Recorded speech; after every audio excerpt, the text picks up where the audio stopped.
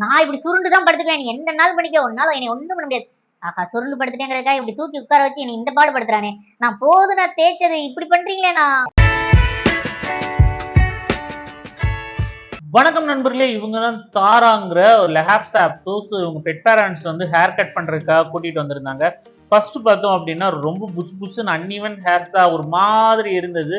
So அதை எல்லாத்தையும் நீட்டப் பண்ணி அவங்க ஃபேஸை நீட் பண்ணி கொடுக்கணும் அப்படின்னு சொல்லி கேட்டுக்கிட்டாங்க. நம்ம ஒர்க் ஆரம்பிச்சாச்சு. டேபிளில் ஏற்றினதுலேருந்து படுத்த ஆள் தான் எந்திரிக்கவே மாட்டேன்னு அடம்பிடிச்சாங்க. அதுவும் சும்மா படுக்கலைங்க, சுருண்டு போட்டு படுத்து கிடந்தாங்க. இங்கே பார்த்தா தெரியும். இப்படி சுருண்டு இருந்தால் நம்ம எப்படி தான் ஹேர் கட் பண்ணுறதுனே தெரியல, அவ்வளோ கஷ்டமாக இருந்தது. பின்னாடி எல்லாம் கொஞ்சம் சிக்குகள் நிறையா இருந்தது. அந்த விஷயத்தில் நான் ரொம்ப கஷ்டப்பட்டேன். ஃபேஸை இங்கே பாருங்க, ஃபேஸை கஷ்டப்பட்டு கொண்டு வரலான்னு பார்த்தா அப்பையும் படுத்துக்கிட்டா, எந்திரிக்கவே இல்லை. நான் கஷ்டப்பட்டு ஒன் சைடாக பிடிச்சி அவளை எழுப்பி நிறுத்தி தலையை பிடிச்சிக்கிட்டு தான் வேலையை பார்க்க வேண்டியதாக இருந்தது. இது வந்து ஒரு புது எக்ஸ்பீரியன்ஸ்னே சொல்லலாம். நான் வந்து ஷிட்ஜூஸ் படுத்து பார்த்துருக்கேன். லெனாப்ஸோ இப்படியே படுத்து ஒரு சோம்பேறியை நான் பார்த்ததே கிடையாது. அப்புறம் அவளை திருப்பி தூக்கி உட்கார வச்சு தான் இந்த வேலையை பார்க்க முடிஞ்சது. ஏன்னா சிசரிங் பண்ணும்போது படுத்திருந்தாங்கன்னா நமக்கு வந்து அந்த ஃபேஸ் கட் வந்து கரெக்டாக கொண்டு வர முடியாது. ஸோ வந்து இந்த டைமாவது நின்னே ஆகணும்னு சொல்லி நிப்பாட்டி வச்சு தான் வேலையை பார்த்தேன். அதுக்குள்ளே மறுபடியும் படுத்துட்டா. சரி ரைட்டு, கொஞ்ச நேரம் டைம் கேப் விடுவோம்னு சொல்லிட்டு பேக் சைடு க்ளீன் பண்ண ஆரம்பிச்சிச்சு. பேக் சைடு ஆனல், சானிட்டரி போர்ஷன், இந்த மாதிரி இதெல்லாம். இந்த காலை தூக்கிட்டு க்ளீன் பண்ணுறது தாங்க ரொம்ப கஷ்டம். அவளை எழுப்புறதுக்குள்ளே நம்ம போதும் ஆகி போச்சு. அப்புறம் வேற வழியே கிடையாது. கழுத்தில் பெல்ட்டை மாட்டுறான்னு சொல்லி கழுத்தில் பெல்ட்டை மாட்டின பிறகுதான் அவள் எந்திரிச்சு நின்னா. அதுக்கப்புறம் கொஞ்ச நேரம் அந்த கோம்பிங் இதெல்லாம் பண்ணிட்டு மறுபடியும் நீட்னஸ் பண்ணுவோன்னே படுத்துட்டான்.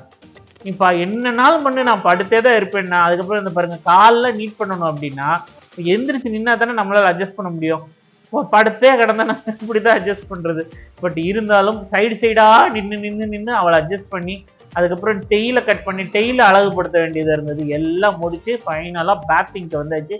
பேத்திங் தண்ணிக்குள்ளே இறக்குனதுல இருந்து அவள் நவளவே இல்லைன்னா பார்த்துக்கோங்களேன். இந்த அளவுக்கு வந்து பயப்படுறாளா இல்லை சோம்பேறியா இருக்காளா அப்படின்னே சொல்ல முடியாத அளவுக்கு ஒரு குட் கேர்லா இருந்தாங்க. என்னன்னாலும் பண்ணிக்கோ, நான் வாட்டுக்கு பேசாம நிக்கிறேன் அப்படின்னு. நான் நல்ல வேலை இங்க வந்து படுக்கல.